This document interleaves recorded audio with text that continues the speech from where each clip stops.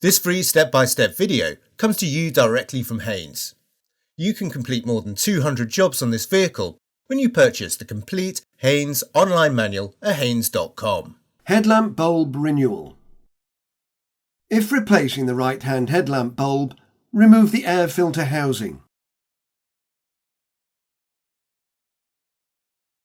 If replacing the left-hand headlamp, remove the battery.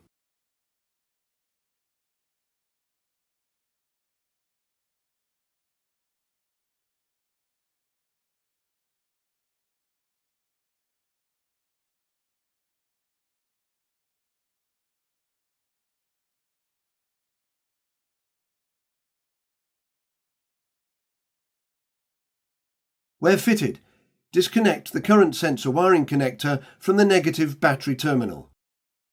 Loosen the negative battery terminal clamp and lift the lead from the battery. Position the negative battery terminal clear of the battery.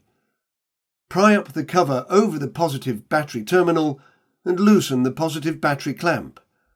Lift the positive lead from the positive battery terminal. Loosen the clamp mounting fasteners and lift the clamp from the battery. If the battery has an inbuilt handle, use it to lift the battery from the engine compartment.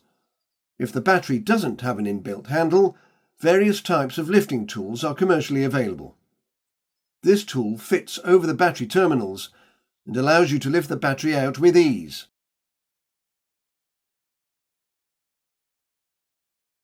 Disconnect the wiring from the rear of the headlamp bulb.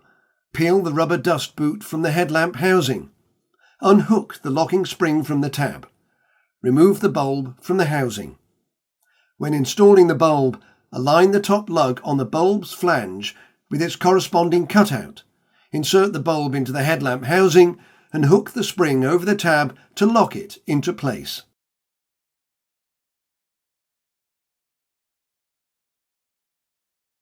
Install the rubber dust boot from the headlamp housing.